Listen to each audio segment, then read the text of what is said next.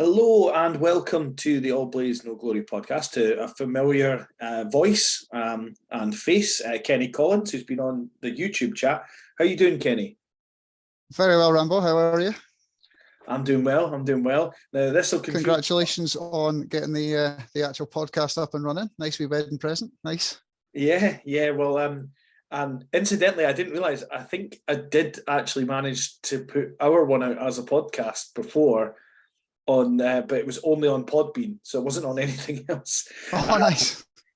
But I'm now on Acast, and a wedding present from my lovely wife was to buy me a subscription, presumably to keep me out of her hair for extended periods of time. It's a win-win for everyone. It's a win-win for everyone.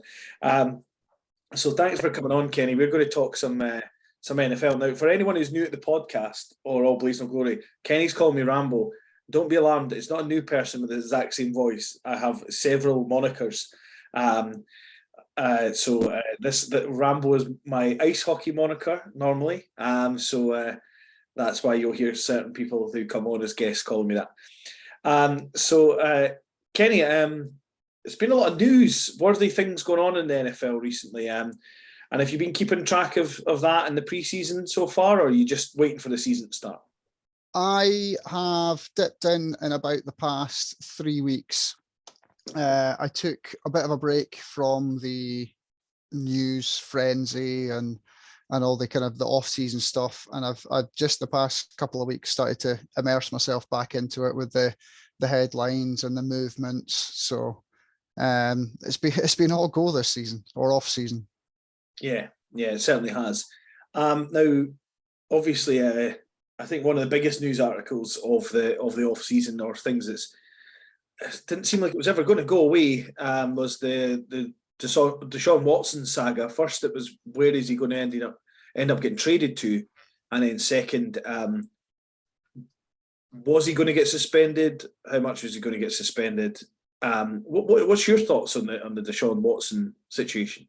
Well, I mean, I don't want to get into the legality of it. I think that's kind of run its course. From a legal point of view, decisions have been made, and we need to respect those decisions, whether we feel that they're right or wrong. I don't necessarily think me, one random guy from Fife, my opinion really counts towards it. So I'll leave that off the pod. But obviously it was down to a civil case, which is now being settled with the NFL, and a trade happened. It wasn't where I felt that he wasn't going to go to one of the, and people will hate me for this, but one of the major clubs. It would need to be somebody that was either desperate for a quarterback, that was willing to take the potential media hit on it, or somebody that was just growing and was actually looking for some media attention and potentially using that storyline to piggyback off it. Now, obviously, he went to the Browns, which didn't surprise me at all. It was going to be one of maybe 3 or 4 clubs that fitted the bill for that, and the Browns was a definite landing spot for him. Now, obviously, that caused a little bit of controversy with Baker Mayfield as well, and we can get into that in a little bit if you want. I thought the club that he was going to as well was going to have to know that something league-wide, from a league point of view rather than a legal point of view, was going to come from it. And I think it was decided that it was going to be 2 games with no fine, which then went to an arbitration and has now been increased to 11 games and a $5 million fine. That's right. It was. Forgive me if I'm wrong on those figures. Slightly wrong. I'm not entirely sure at what stage, but there was a judge, Judge Sue Robinson, might be the only American judge I know the name of, because she handed down a 6-game suspension, which a lot of people thought was with no fine, and quoting a lot of his conduct if you will, was non-violent. And then she said that the NFL has to be careful because they're not looking at precedent; they're basically looking at their own feelings on Deshawn Watson.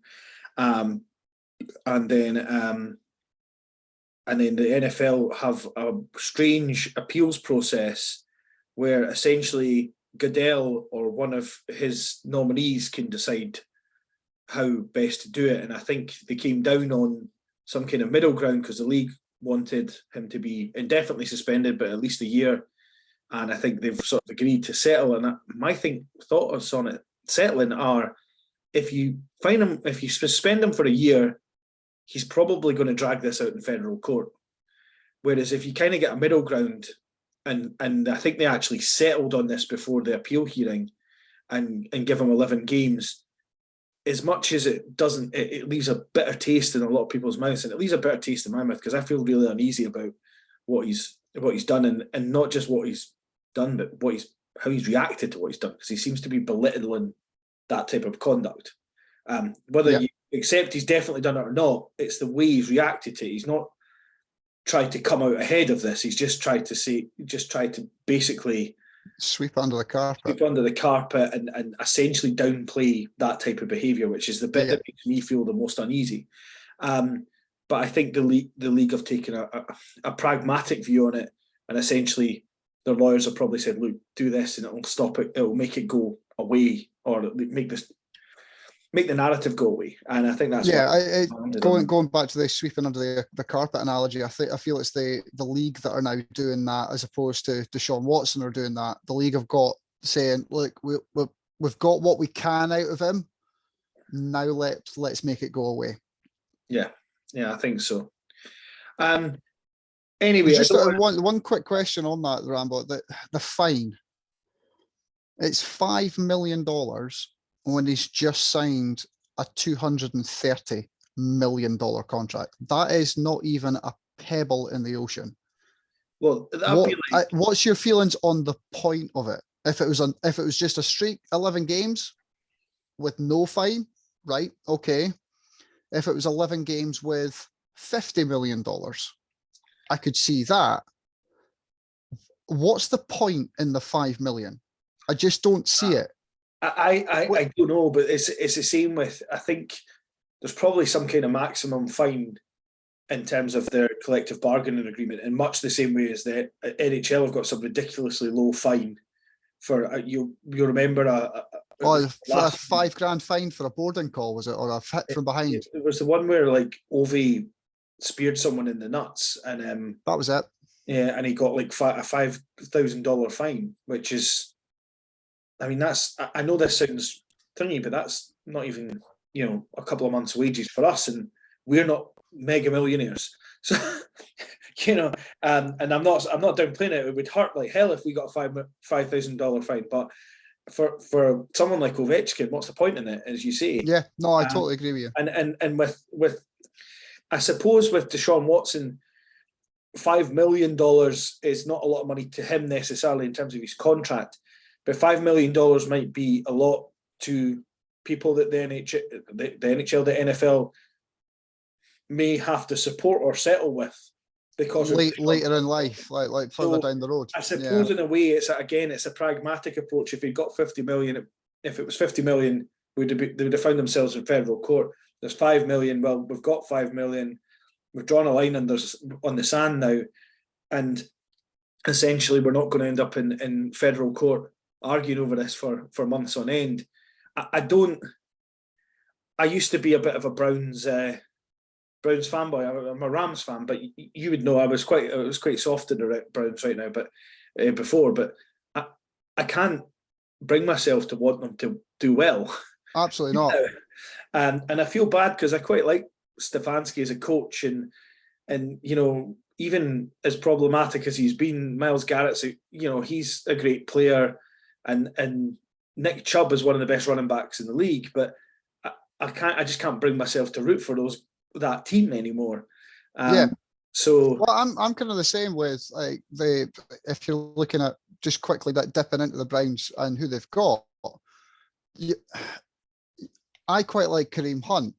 I like a storyline with Jacoby Brissett, and I think without going into too many details, you'll know why from the podcast that we listen to.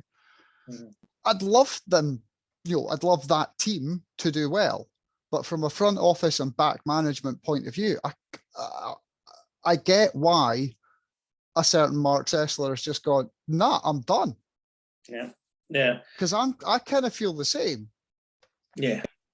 Anyway, I don't want to be all doom and gloom on this, but absolutely not. No. I guess the final point I would say, and the best outcome for this season in terms of as NFL fans is, well, for me, who's had a bit of a soft spot for the Browns, we're kind of my second or third team, but the best outcome.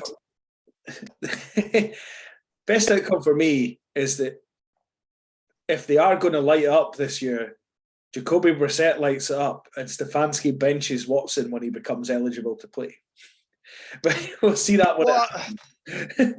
see that when it happens, but then it also kind of, if that did happen, it would bring to light, well, was Stefanski in the conversation when the trade was happening?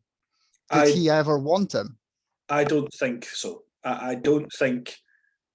I think there's been some form of conversation, but I think it's been more a case of you've been told, because this is happening. Yeah, as a coach, this is a lose. It's got very, very small margin for error on his part. If he doesn't light up with Watson when Watson comes back for a full season, he's fired and potentially a pariah in the league, and that was brought up in the Around the NFL podcast. And if he does win with Watson, people are going to question whether he's just winning because of Watson. Yeah. So I don't think he's in a position where he's going to come out of this looking smelling like a bag of roses. But hey ho. Anyway, I think we should move on from Deshawn Watson because people are probably fed up hearing about it. But I just wanted to get your views since we haven't talked in a while. And I decided to do something a bit different this year because last year we tried to go round the divisions. It took forever. And we didn't get there. So I figured it's almost fantasy drafting season. It will be probably when this podcast comes out on Monday. Well, we the league that I'm in, we actually did ours on Sunday past. Oh, well, that's early because that's so. It was convenient for as many people as we could get it. So there wasn't people missing out and having to go into auto picks.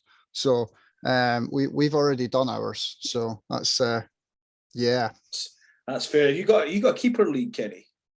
No, what, a dynasty league?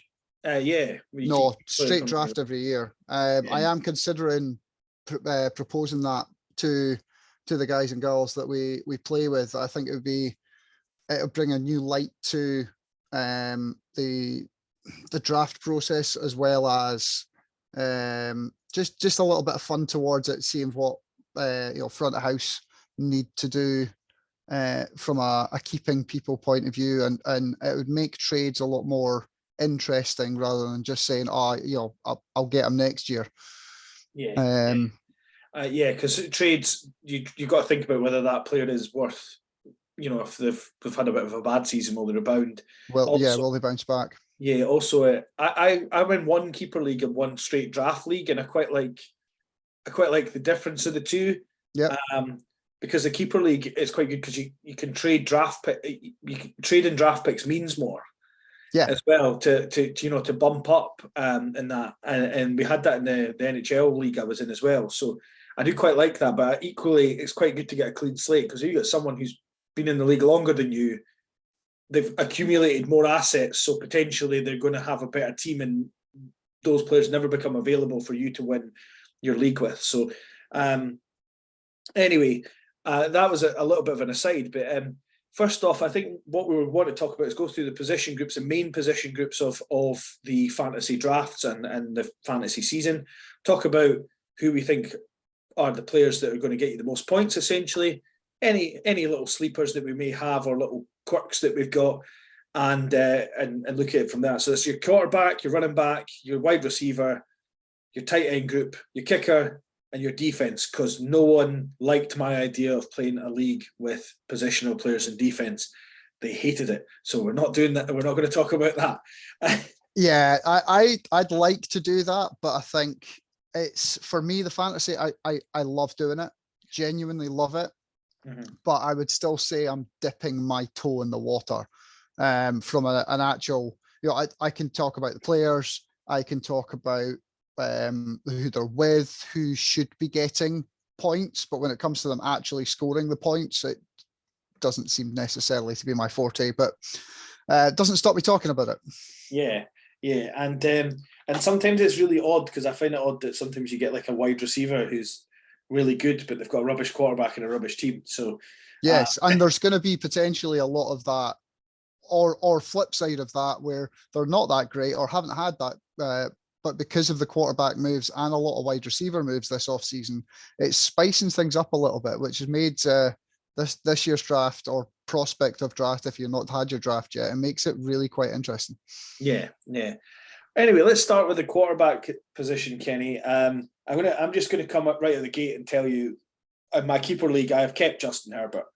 I think that's a fair shout. It's the only person I've kept, actually, because I didn't have a great running back. I kept him the year before. I can't even remember who it is now. That's how not very good they were. But Justin Herbert is for me one of the premier talents. But who have you got? Who would you back in your drafting league? Who is it you sought the most for quarterback?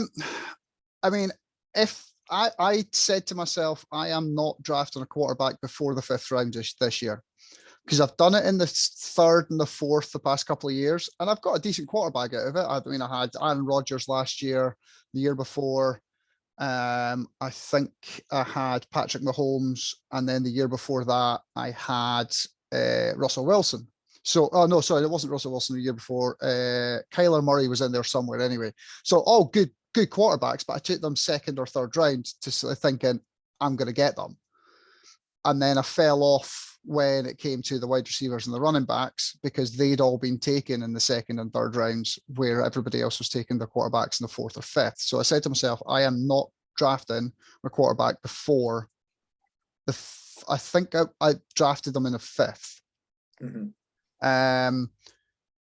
For me, QB1, if he's there when you want him, and the emphasis on when you want him, it has to be Josh Allen.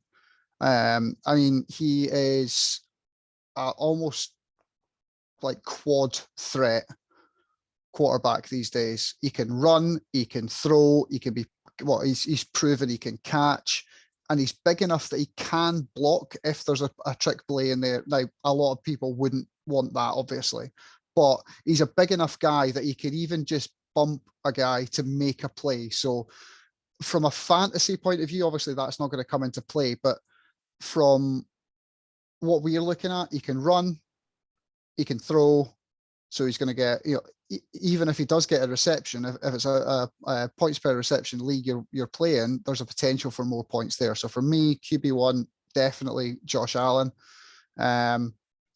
After that, there's a lot of people that are, yep, he's good, he's going to score me a lot of points, but it's all about where do you want to draft your quarterback. You've got Herbert, you've got Mahomes, you've got Murray, you've got Jackson, you've got Jalen Hurts, you've got the potential for Russell Wilson this year as well, on arguably a better team than he was on last year. He's definitely going to have more opportunities to throw the ball, because when we all know his coach last year liked him to throw the ball, 12 times a game. So, but then if you're going even deeper into it, you've got Joe Burrow. Yes, he's questionable from an injury point of view. I think something came out, they actually had a ruptured appendix as opposed to just appendicitis. You've got Matthew Stafford coming back from an injury. You've got Jameis Winston being given the reins now. All of those quarterbacks are going to give you points. Is having the quarterback the best thing in a points per reception league? Probably not. Yeah. So for me, having a top tier quarterback is a massive bonus, but it's not the be all and end all. And it wasn't for me. Now, in my draft this year, I actually took two quarterbacks, but one of them, and I'm sure somebody will end up listening to this or watching it. I took one in the 5th, and I think one so it was a 17-round draft, maybe in the 14th round. I took Rodgers, and then I took Stafford, but I took Stafford as a potential trade. I was trying to play the long game on it. Now, he's not going to do me anything at the moment because he is, he's questionable. They're not sure how he's going to come back. He might be good trade stock. And Rodgers buys not until week 14. So I've got time. Yeah. So for me, I went for two. A lot of people were getting the extra receiver or the extra tight end or the extra running back. I went for the extra quarterback. You'll need one at some point. You'll need a second quarterback because of a bye week. And it's not a bad one to have, having Stafford. No. My sleeper for this, and I think people sleep. Well, some people sleep on this. I think Jalen Hurts is one that could really. I mean, last year was kind of weirdly awful in terms of throwing stats, but great in fantasy because he runs so much. Yep. So running quarterbacks, I think. Are in a way you get more points for running, and certainly in the leagues I'm in, than you do for throwing because you get more points you get a point per yard when you're running, whereas you get as a 0.4 per yard if you're throwing. So I think Jalen Hurts could be a good QB2 if you're wanting to draft a QB2, and you're wanting to draft a QB2 right at the end when everybody's taking all the other exactly the big guys. So let's move on from quarterbacks. What about running backs? Now, obviously, I mentioned Nick Chubb. There. Anyone else? I mean, there's McCaffrey and Kamara and Jonathan Taylor would be number one for me. I didn't get him, but I mean, Jonathan Taylor, McCaffrey. People are still quite high on Derrick Henry. He's going relatively high in a lot of the mock drafts at the moment. My worry is injury because of the workload that he's had for the past couple of years. You've got Nick Chubb. One that came up in the ATM podcast that we both listened to that I completely agreed with their take was Leonard Fournette. I would not be putting a toe anywhere near him. I just don't think he is the fit anymore. I don't think he's fit enough because obviously he's getting on a little bit in age for the position that he plays. He's not got the workload anymore. Dalvin Cook, I think, could have a good year this year. Alongside Cousins, I think Cousins is maybe settling into that offense a little bit more in Minnesota with Thielen's dropped down. I know we're not into wide receivers yet, but he's dropped down his draft stock a little bit more. Read an article, I think it was today actually, about Saquon Barkley and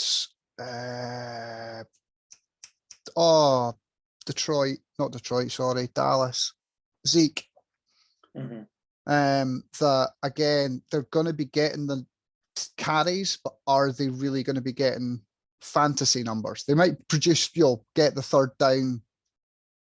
Get the first down on third, but are they going to be putting up the yardage numbers that fantasy owners are going to want? I just don't know. Yeah, there's one more player that I'd throw into that mix, and it's largely because of where he plays. But DeAndre Swift, I think, is a good sleeper pick. He's in Detroit. Been watching Hard Knocks? I haven't actually. I've never watched the full season of Hard Knocks yet. I really ought to. But it always gets distracted by other things when it's on. Episode 2 of Hard Knocks this year that kind of digs in a little bit on DeAndre Swift, and I totally agree with you. For you to say that without watching Hard Knocks kind of backs what they are saying as well. Do you want to know what's kind of sad? I'm on this weird ergonomic computer chair that Lindsay has, and and I fell asleep on it in the first week of preseason because I specifically targeted watching the Detroit Lions game, largely because I wanted to see how the Detroit Lions were this season. I know that preseason is not real, but in terms of showing you how everybody is, but also just because I wanted to see how is it Calvin Ridley, the quarterback that they drafted, the Falcons drafted to be behind Mariota, how they did. Yeah. I just wanted to see what he was like because he kind of fascinated me with the write-ups on him, and he actually ended up throwing this amazing pass to win the game in the last play, basically. But just seeing DeAndre Swift for one series, he just looked quite sharp, and I just think he's going to get more and more carries. The offense is going to be better, and I think he could blow up this season. So, I mean, I wouldn't say I would draft him top, but I would certainly consider drafting him in the mid to later rounds if he's available. Well, I mean, he's certainly top 10 running backs in the league from a fantasy point of view. A lot of people are taking him. A lot of people are taking Aaron Jones and Javonte Williams in Denver. I do expect fairly big things from him this year. Obviously, you got Wilson there now. You've got Cortland Sutton. You've got a couple of other really good receivers, Jerry Jeudy. They're going to be able to spread the ball out, which will then lead to good running opportunities. So I think there could be fairly good numbers coming out of Denver this year. Cool. Let's move on to wide receivers. Last year I thought it was being really smart, and I drafted Devontae Smith really, really early, thinking he is going to blow up because he used to play stepping at running back and things like that for Alabama. Yep. And he had a really slow start to the season, and I kind of almost gave up on him, but I did keep him until the end of the season. But I don't know if he's going to be a candidate that's going to, as they say, make the leap, take a jump forward. Yep. But beyond that, wide receivers, I mean, you've got your obvious ones, Cooper Kupp, and I'm trying to think of Devontae Adams.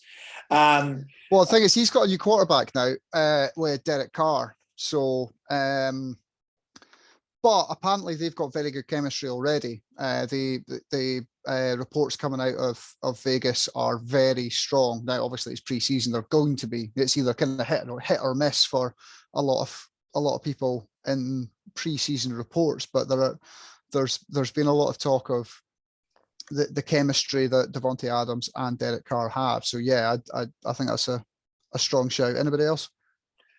Well, I not to come across the total Rams homer, but I do think Robbie Anderson's going to have a big year this year. With Cooper Kupp? With Cooper Kupp. I think that he's going to get more single coverage than he's ever got. Because Kupp's going to be double covered. I think Kupp's going to draw the double teams, and he's going to be open more. And I also think that with Stafford being around the Rams a lot more, he'll be a bit more confident to spread it a bit more, because last year, whenever the Rams got in trouble, it was Cooper Kupp, with a slight sprinkling of like getting Sonny Michel or someone to just run straight into the line of scrimmage. Yeah. So I do think that he could have a really big year, certainly bigger than what he had last year in Chicago, but that's not really difficult. Okay, I mean, you flipping the coin slightly, because you've kind of been asking me for the past couple of rounds, we'll say. Where do you think somebody like Juju Smith-Schuster is going to be this year? New team, new quarterback, and a quarterback that's just lost his main threat as well. I think he's going to be second in targets after Travis Kelce. Yep. Which we'll come on to, no doubt. It's hard to say.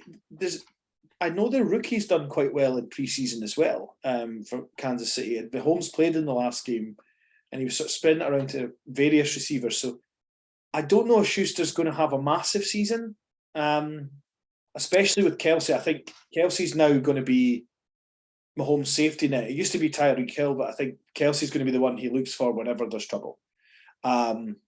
He's always had that's the one thing I would say about Mahomes that I notice when I watch him. If he isn't sure, he always would find Hill or Kelsey. Now he's only got Kelsey, so Yeah, well, that's kind of where I was going for Yeah. it.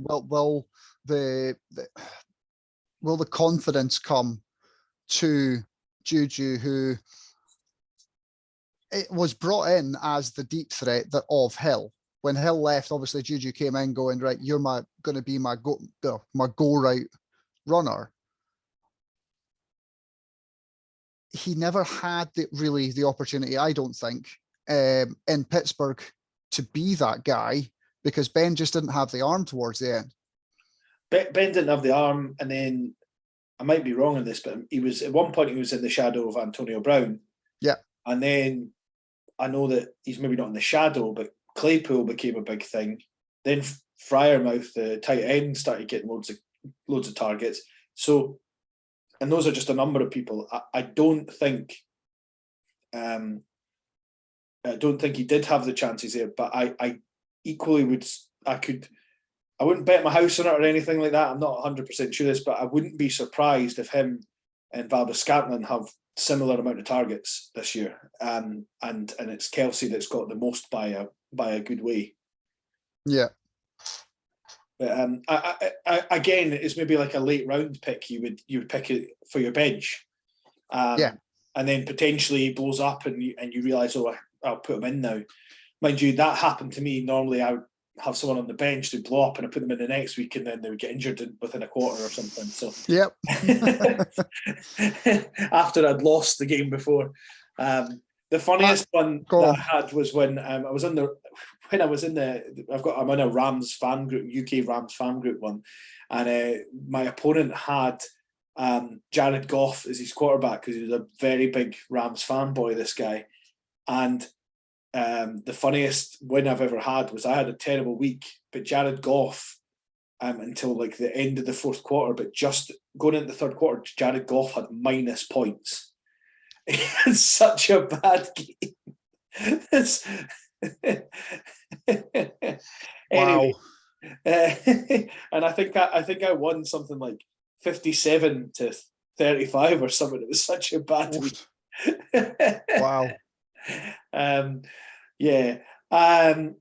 So wide receivers, do you sort of view the ones that I've kind of brought up as reasonable shouts? I mean, there's I genuinely don't think with the maybe like kind of top 25 wide receivers, they're all going to score you points, especially if you're in a points per reception league. You are going to score points with them because there's just so many good receivers in the league at the moment. You've got, obviously we've kind of covered Kupp, Jefferson. We've not even touched on Jamar Chase. You've got CeeDee Lamb, you've got Stephon Diggs, you've got Keenan Allen, and that's just the top 10. Yeah. It's not even all of the top 10, and you're still going and going and going. One I would definitely, and it's a little bit of bias because of Hard Knocks, Amon-Ra St. Brown.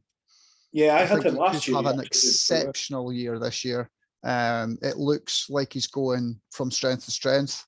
I'm interested because there are two quote unquote good wide receivers in Denver now. One is going to come out on top at the end of the year. From a fantasy point of view, they're not going to be neck and neck the whole way. You've got Cortland Sutton and you've got Jerry Jeudy. Mm-hmm. One of them is going to have a good year. Yeah. Now, a lot of people are thinking it's going to be Jerry Jeudy, but there's reports come out this year that Russell Wilson has a bit more chemistry with Cortland Sutton. Mm-hmm. Both receivers are kind of coming off injuries from last year. They both picked up injuries during the season. So it's a bit of a worry pick. Me personally, I picked Jerry Jeudy. That's a fanboy pick. I think he's going to be an exceptional talent, but is it going to be this year? I just don't know. I'm very interested to see what's going to happen with DK Metcalf this year. Yeah. He's got Geno Smith and Drew Lock. Yeah, I had him in my keeper league, and he was one of the ones I kept. But I kept in previous seasons. But this season, I let him go purely because he doesn't have the quarterback. I don't think to be, because essentially when you're in a keeper league, your first round goes when you keep someone, and then your second round, your third round. So you're allowed 3 keepers. But to keep DK Metcalf and lose a second round pick, I don't think it's worth it. He'll be available later on if I really want. I don't think it would be worth it. And if you're talking about a dynasty or a keeper league, I would have thrown him this year. I would. I get why you kept him last year. He had a all right year. Mm-hmm.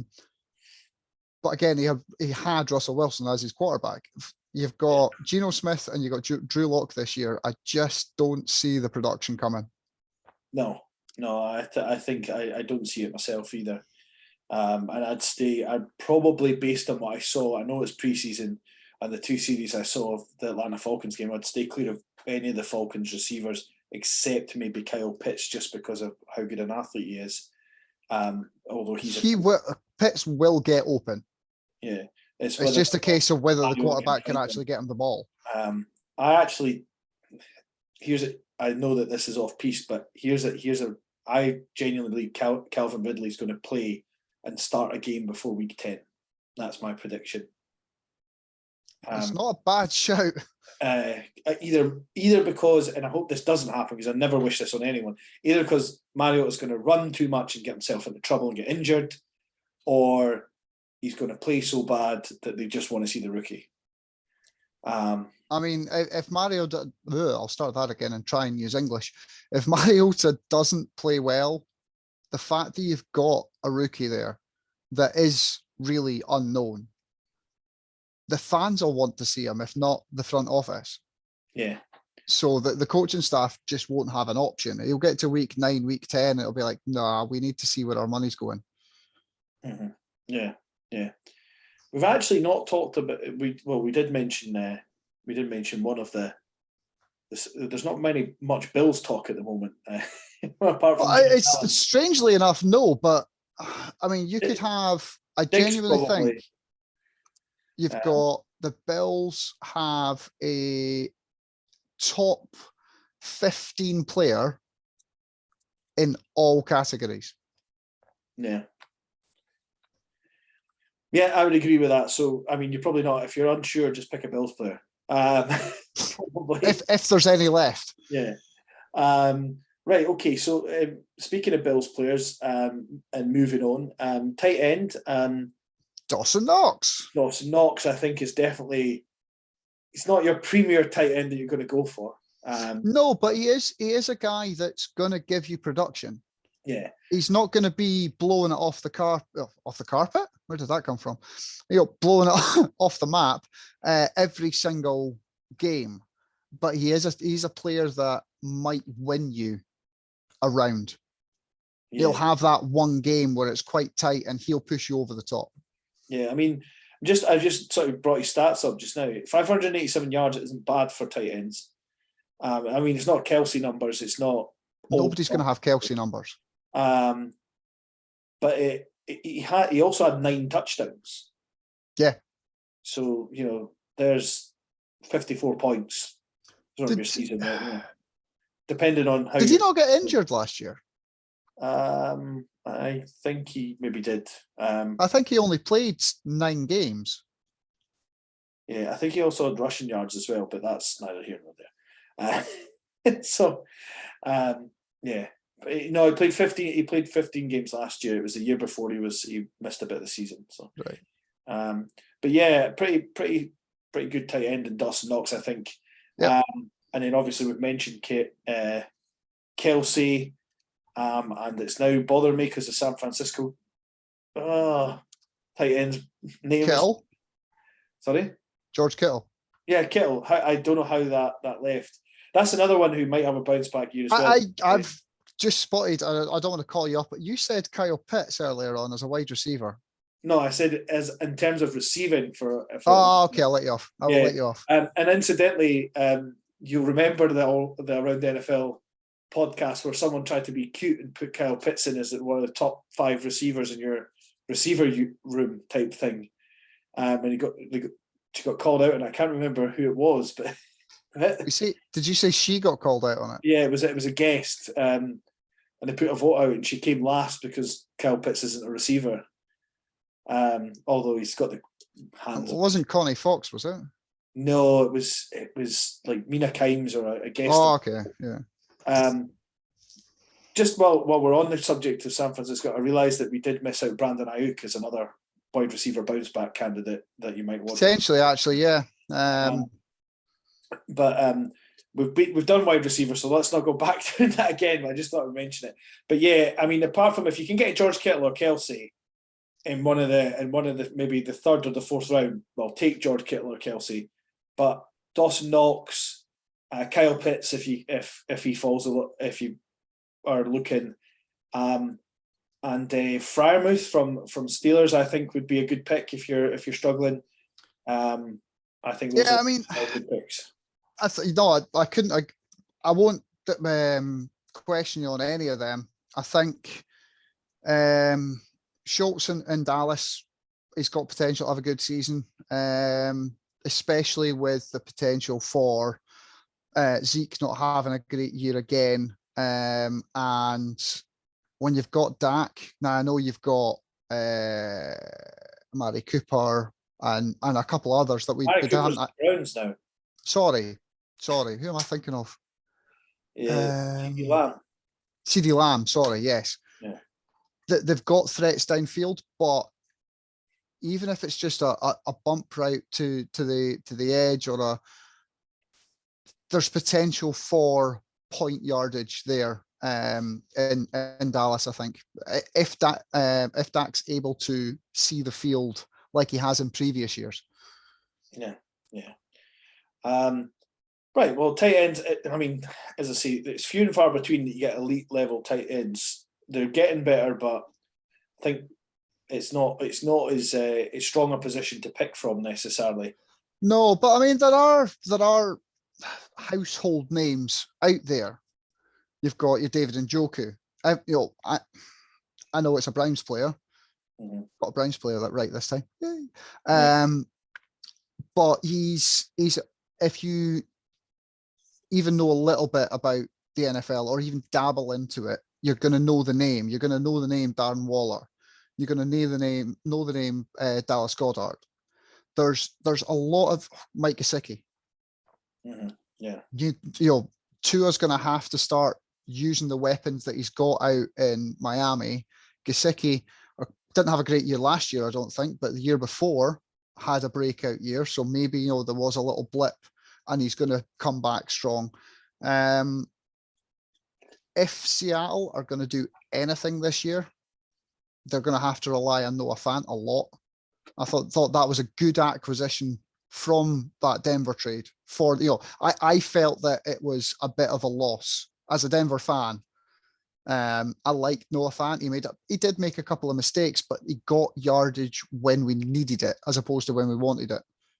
Yeah. But on the opposite side of things, it gives Albert, and I'm not going to try and say his second name, Albert O, a potential for a big year because there's not those two tight ends now. They're going to have to rely, if they're going for a tight end play, it's going to be through Albert O. Yeah. I think it'll be interesting to see how Noah Fant fares with. I mean, he's probably in an ideal situation with Geno Smith because Geno Smith is safe to a fault in the sense that he'll dump it off a lot. So, maybe Fant will get more action than potentially he would have got if he stuck around with Russell Wilson.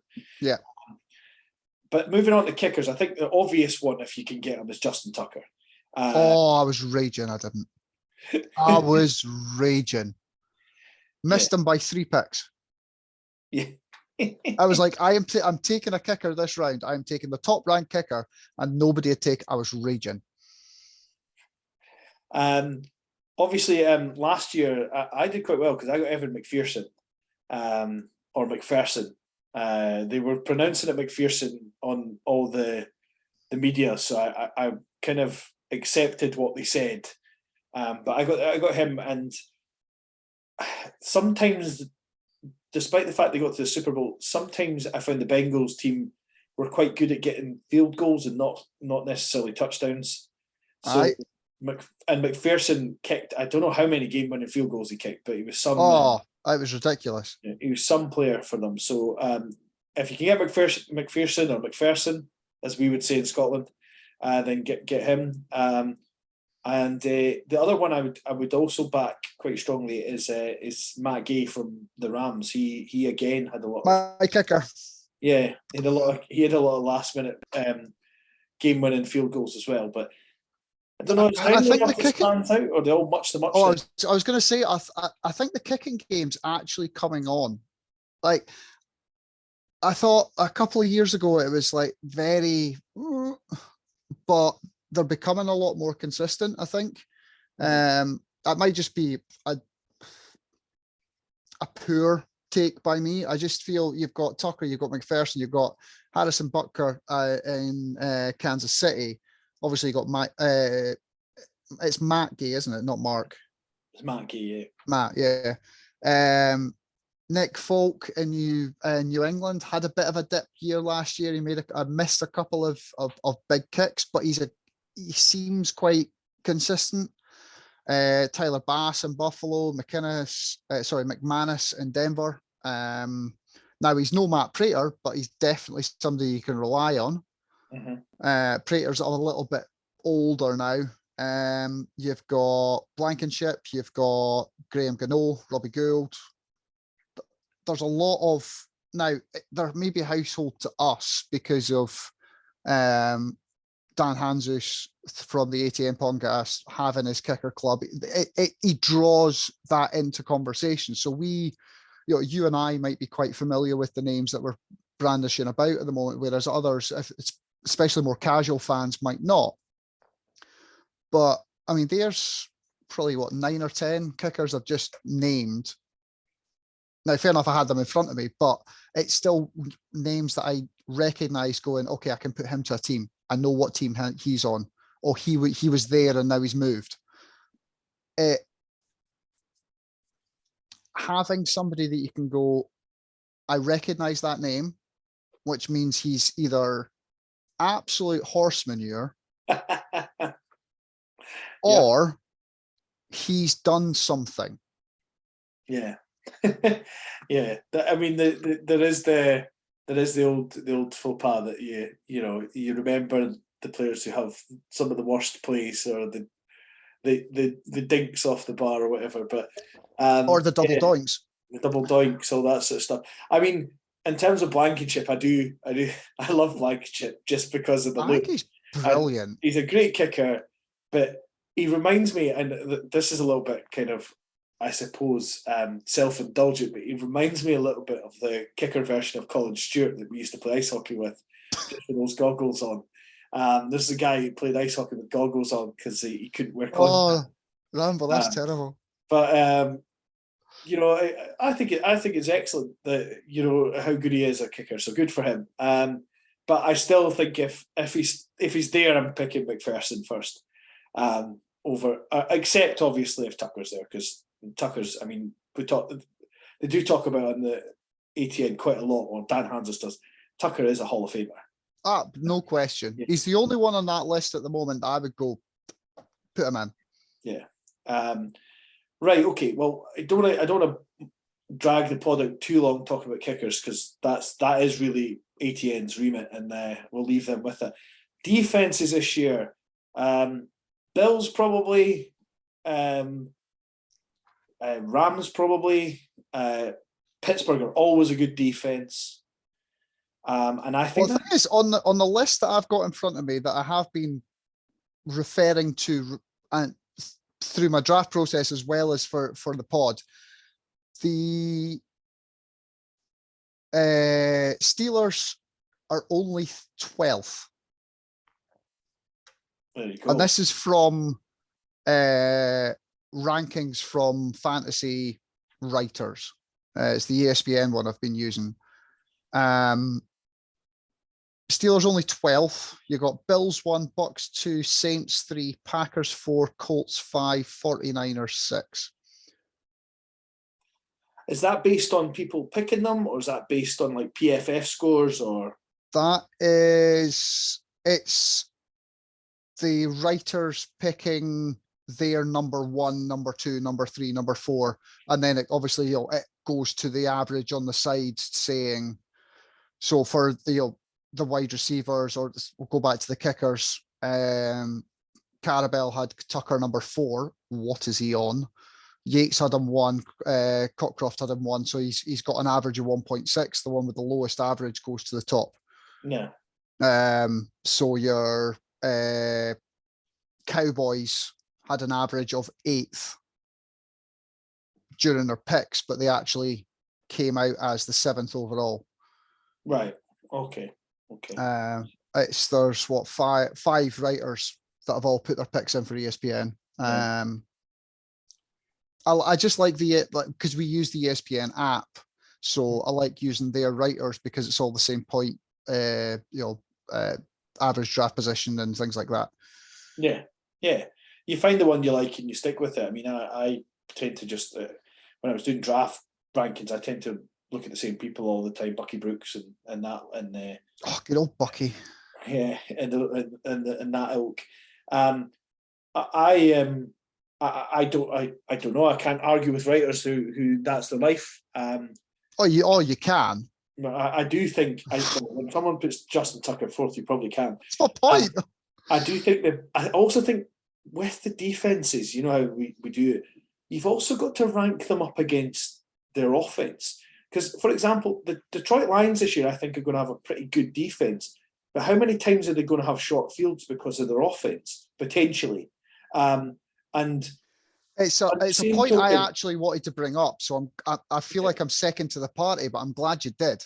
Like, the Bills, for example, you could say their defense isn't going to be with top 5, but they might not have to be because they might not be on the field that much. Exactly. Or if they are on the field, they're going to come in with better field position. So they might give up 3 as opposed to 7. If the ball's starting on the halfway line, there's a better chance of it being 7 or even 8 points, rather than if the Bills have marched it down the field and then had to punt. They've got the ball to the halfway line, but then punted. The ball's going to be on the 2 or the 3 yard line, hopefully. That's then got to be a 97, 98, 99 yard drive. Yeah. For points to be converted, as opposed to maybe a 50, 60, 20 yard. If some, I don't know, if the Geno Smith kind of get the ball at his own half. I don't mean to lump on Geno. I just, a little bit background. The guy, there's Stuart that I used to work with he and I have shared an account. I probably shouldn't be saying this, but shared an account for Game Pass. He's a Seahawks fan. I'm a Denver fan. I've loved this offseason and he has hated it. Yeah, but he probably loves that Super Bowl more than you do. So, which one? Swings and roundabouts, isn't it? Which Super Bowl are we talking about? Because the one where the most famous photo is Peyton Manning looking over his shoulder. Oh, was that the Super Bowl that they threw when they should have run at the 2 yard line? No, that was. I'm joking. I know, because we've both got one. Yeah. Recently, anyway. Yeah. Yeah. So I mean, defenses. I think way up with the offense is the way I see it. I mean, I do genuinely think that the Detroit Lions potentially have more sacks this year than they had last year and be a better defense. But do I think I trust their offense enough to not put them in really rubbish positions quite a lot? No, it's the answer to that. It's the same with the Jacksonville Jaguars. Until I see it, and I don't think that want to pile it on their offense. They had a terrible coach last year, the Jacksonville Jaguars, but I want to see it from them before I believe it in terms of their offense is improving and what have you. Yeah. And their defense might be tasty, but I don't trust it to not be in bad positions. So I agree. I mean, I took the Chargers defense. There wasn't a lot of them left, but I took it because of the field position argument. I think Herbert's going to get them in decent position a lot more than poor position. So there might be yards given up, but hopefully there'll be less points. Yeah. I say that as a Broncos fan, that division is absolutely stacked this year. Yeah. That's well, it's interesting you're saying that about them. The Chargers, of course, have also had an extra year with Brandon Staley coaching them, who we saw what he done with the Rams defense, and that's why he got that job essentially. Yeah. I know this is bold, but I could see them winning a playoff game this year, which I know is shocking to everyone. Well, I agree with that. I can see them winning a playoff game, but I can also see them not making the playoffs. That division's ridiculous. It's the AFC West is the hardest division in football, in my opinion. And I could see them winning it, but I could also see them coming fourth. And yes, I could say that for all the teams. I mean, I don't think Kansas City will come. I don't think they will come fourth, but they could if they don't have a good year. You've got Vegas, you've got Denver, and you've got the Chargers all banging down the door now. Yeah. I mean, last year, Denver was a bit of a joke, but the Chargers were stepping forward and Derek Carr was moving into a better position. Vegas have now, for some reason, started to get their act together a little bit. And I know we're slightly digressing from what we were talking about, but any team could either win or plummet that division this year. It's ridiculous. Yeah. Right. Okay. Well, it sounds like we've talked about our fantasy picks. You've talked about getting the Chargers. I think if the Bills are about, I'm going to grab the Bills. And we've talked about why I've if they were about, I would have had them. Yeah. Now, just quickly before we go on to the who we think is going to be in the Super Bowl and who we think is going to win the Super Bowl, I'm declaring it now for anyone that's watching. My new sort of darling team, who is not the team I support, but my darling team, is in fact the Detroit Lions. I'm kind of falling in love with them a little bit. I've not even watched Hard Knocks, but I just want them to do well. There's something about them I just feel they need to do well. So that's my team this year. Anyway, Super Bowl picks, Kenny. Who have we got in the Super Bowl? I can't see anybody except the Bills, and I know it's an easy choice. That's fair. It is such an easy choice to make. It feels like I'm cheating. Yeah. But they are the team to beat this year. They just are. Yeah. Well, the Bills in the Super Bowl. Who would you think might make it from the NFC? For that, I feel there's a lot of potentials, but nobody that's really standing out. I think you know that side of the league a little bit more than I do. Just what the teams that we support, we obviously look at different sides. Who have you got? Well, it's a tough question. I mean, I do think that the Rams could find themselves back there, but it's very, very hard to do that twice. Strangely, I'm kind of thinking that it's going to be someone like a Green Bay this year, maybe Tampa, one of those two, and maybe those are the ones I would say are the more favourite teams at the moment.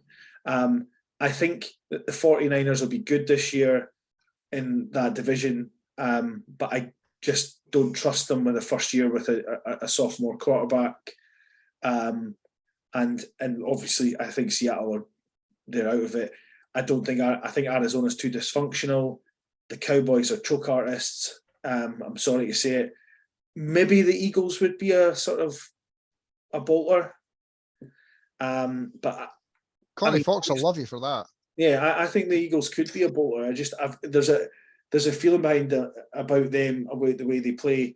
But yeah, I think you could see like a Green Bay, Tampa, maybe Rams, and possibly, as I say, the Eagles being that bolter. I just don't think Dallas will manage to not choke, and I think they've got a pretty good roster. But in the AFC, apart from the Bills, the other team that I could see doing it, the other team that I could see doing it is in fact the Chargers in terms of talent level alone. But I don't. The problem is that it's a mental thing for them. How are they going to get over that? But the AFC is. I mean, this is a great thing about the NFL at the moment. The NFL is not a totally predictable product. No. Even Indianapolis, they've got a pretty good roster. They've got Matt Ryan, who can sort of. He's a competent quarterback. He's been around the league long enough that he with the right roster around them and all firing, there's no reason why they couldn't. Do I think it's going to happen? No. But if, like Philly a couple of years ago, if the stars aligned for them, I could see them going on a run. I could see the Chargers, yes. The team that's annoying me this year that I've got absolutely no idea where I want to put them is the Ravens. Not a clue. Yeah, me neither. It's funny, we've not really talked much about the Ravens. I think they've got a really good roster. Good roster. I just don't know what to do with them. And Harbaugh's he's a great coach. There's no getting away from it. And Lamar Jackson he's on a contract year. He's in a weird position where he's essentially doing what Kirk Cousins done. Yeah. And he'll be franchise tag, which will make him a fortune. If he has a good year, then the next contract will come and it'll be through the roof. Yeah. There was one other one I wanted to ask you about, which was Washington. Now, obviously, I appreciate that's kind of maybe a little bit further down the pecking order. What are you making of the Commanders this year? From what I understand, the straight face. Come on now, professional. Well, first and foremost, people should know that back when I first got in NFL, I kind of followed the Commanders under their old name. The football team. So at that time, because you might remember this, you might know this or not know this, but when I grew up, there was a team, the under-12s ice hockey team in Kirkcaldy, named the same as the Washington team used to be named. I largely support them because I loved Robert Griffin III coming out of college. And then I kind of gradually just fell out of love with them because at that point, I wasn't really a mad NFL fan. I was an NFL fan, but I didn't have a team. And the reason I kind of eventually decided the Rams are my team is because they were the first team that my grandfather met the cheerleaders of, and that was his dream. So they made his dream come true. So that's a nice story. Anyway, that's a whole side story. The Commanders this year, I don't think are going to take command. I think is the long and the short of it. Well done. I don't think Carson Wentz is a good quarterback. Carson Wentz should have went to the bench a long time ago and become a backup. I don't think he's a starter in this league. I think they're going to wish they traded for Jimmy G instead of Carson Wentz. That's what I think is going to happen. Yep. Because I don't think they've got a terrible roster. I just don't think they've got a calm, cool presence at quarterback that can even, who might make some mistake. I think he's erratic, and I don't think they're going to do well because of that. Yeah. I mean, two players that we haven't actually mentioned through fantasy that I think could have good years, fantasy-wise, would be J.D. McKissick and Terry McLaurin. But that all comes back to exactly what you've just said. Yeah. I don't know. They were saying that he was inaccurate before pads, and he was inaccurate unopposed. So how's he going to cope when he's got, big monsters breathing down his neck trying to sack him? Exactly. And in fact, my understanding is at one point, Montez Sweat was chasing him at training, telling him to run into to throw the ball away as he was chasing him because it was training. Yeah. And he essentially ran out of play. And so that would have obviously been a sack for Montez Sweat, but Montez Sweat was trying to coach him as he was doing the drill. Yep. So no, I just can't see see them finishing any. I think I think I honestly think they might not be the first overall pick, but I think they'll be somewhere in the region of 5 wins this year. And it would surprise me if they get any more than that. I think at one point they will upset the Cowboys. They'll take a game off the Giants and they'll win a couple other games. But I don't think they're gonna be anywhere near the top of that division. No. Yeah. I don't know why you brought them up either. It's just I think maybe it's obviously with the change of name this year, there's been talk about them, but I've not heard really anything positive. Yeah, I will give. So it's more to get your take on that. Is like, yeah, from somebody who maybe does know more than I do, but also dips into random teams now and again, as you like to do. If that was one of the teams that you dipped into. Yeah, well, it was, and I'll tell you, I will give him one bit of credit. The black jersey is very cool. Yeah, no, that is quite nice. So there you go. There's a piece of positivity if you're a Washington fan. I mean, you probably turned off during that escapade before it if you are a Washington fan. Probably. So, Kenny, just before we wrap up, because this is certainly going to be the longest podcast I've recorded out of the two I've done so far. It's not like us to ramble. No. Just give everyone a little bit of a background of Collins Wellness and Coaching, your company and what it does and how you can help people. So yeah, I own Collins Wellness and Coaching. There are two facets to the company. There is the coaching side of it. As you can kind of see from my emblems round, I'm either sponsor or help to coach a number of different teams. A team close to your heart. We've got the Steel Queens, who I help to sponsor their training costs and have been their goalie coach for a couple of years. Not recently, but that's due to other kind of commitments, work and such. I was also a coach and the off-ice conditioning facilitator for Colin Grubb's goalie camp this year, have been for the past 2 years.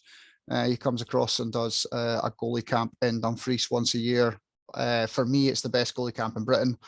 As well as now I've got an agreement with the Kirkcaldy Ice Hockey Club junior goalies, their junior development system. Their goalies, I'm now going to be their off-ice conditioning coach for the next upcoming season, as well as sponsoring a couple of individual players for the Swifts and the Kestrels. So that's kind of the coaching side of it. I do training programs. I do one-to-one personal training, as well as just released a brand new stretching, 16-week basic stretching and flexibility program, which is available via my Instagram page, which is @Collins Wellness. The other side of my business is the wellness side, which can also come from things like stretching, yoga, etc. But from a nutrition side, I work very closely with a company called Herbalife, who are the #1 brand globally for meal replacement and protein solutions. So I work with them. I'm a distributor supervisor for them, which helps a lot of people with their fitness goals, but also with their wellness and weight loss or weight management or weight gain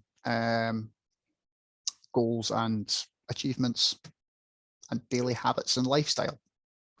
Cool. And the Swifts, is that the Inverkeithing non-league team, or have I got that wrong? Yes, Inverkeithing, they train and play out of the Dalgety Bay Leisure Centre.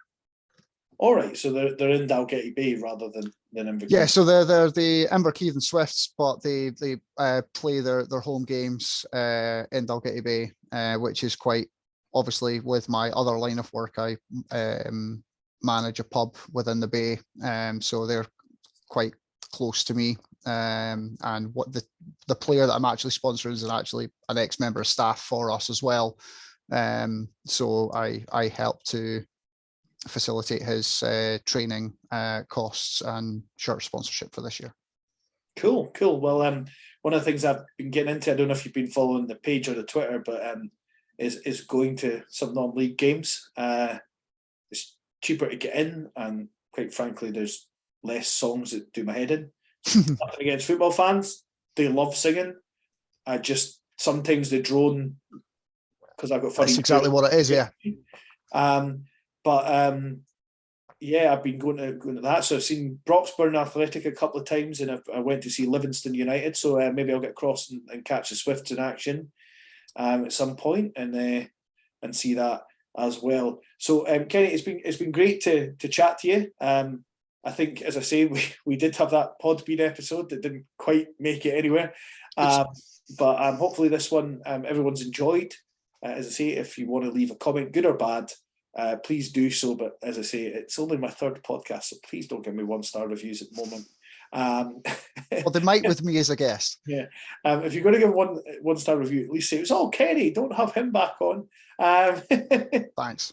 And then and we'll hopefully catch you guys down the line. And I'll be back next week at some point or later on in the week with my review of Festival 2022. So thank you.